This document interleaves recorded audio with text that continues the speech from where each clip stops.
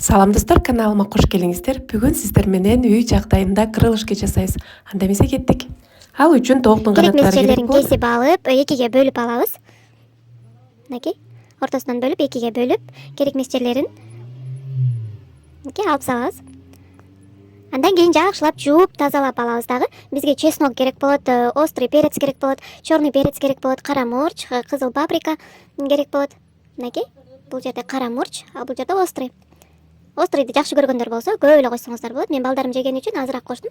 Мынакей, чеснокту салабыз. Андан кийин кара мурч, острый перец, андан кийин ушундай паприканын копченый түрү болот, чала башталган. Көп эле кошо бересиздер. Баардыгын подробно алдына жазып кетем. Андан кийин соя соус кошобуз. Андан кийин тооктун канаттарынын үстүн жаап тура турган, көмүп тура турган суу куюп,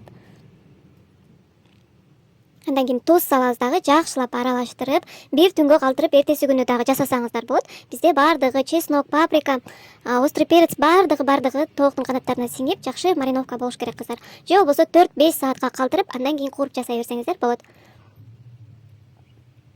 Мынакей, үстүн пищевой пленка менен жаап, 5 саатка, 4 саатка калтырып коесуздар.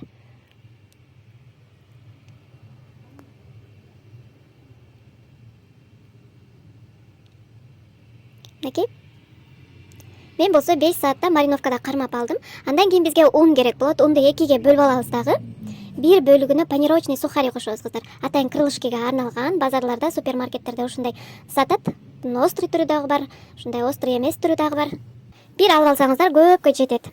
Эми аралаштырып, колубуз менен эле жакшылап аралаштырып алабыз дагы. Бизде мариновка болгон тооктун канаттарын биринчи этапта суудан алып, унга булайбыз. Булагандан кийин кайра артка сууга салып, кайра панировочный сухарий кошулган унубузга кошуп, жакшылап ундарын кагып алыңыздар.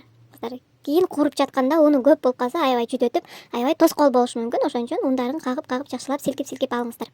Мынакей, биринчи суудан алып унга салабыз, андан кийин кайра сууга салып, кайра панировочный кошулган унга кошобуз. Ушундагы баардыгын даярдап алабыз. Мынакей, даяр.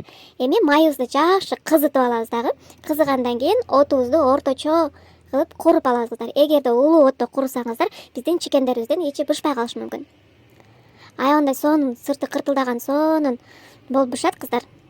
Сатып алгандан көрө балдарга үйдө ушундай кылып жасап берсеңиздер, баардык ишеничти өзүңүздөрдүн колуңуздар менен жасайсыздар. Таза жууп тазалап, сонун кылып жасап бересиздер. Андан кийин заказга алып иштесеңиздер болот, базарга, магазиндерге өткөзсөңүздөр болот. Деги эле аябандай даамы сонун кыздар. Мынакей, эки бети кызаргычакты ушундай кылып кызартып бышырып алабыз. Андан кийин кыздар, фастфудтун продукциялары сатылган жерде ушундай атайын крылышкага арналган посудалар болот. Ошолорду алып алып, эгерде заказга алып иштейм десеңиздер, ошолорго салып өткөзсөңүздөр болот.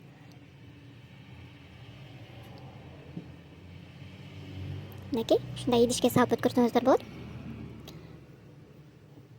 Ал эми паприканы, чикенге арналган приправаларды, корейский салаттарга кошулган приправаларды саткан жерден барып сурасаңыздар, баардыгы ошол жерде бар. Же болбосо супермаркеттерден деле тапсаңыздар болот. Мынакей, ушундай кылып заказга алып иштесеңиздер болот.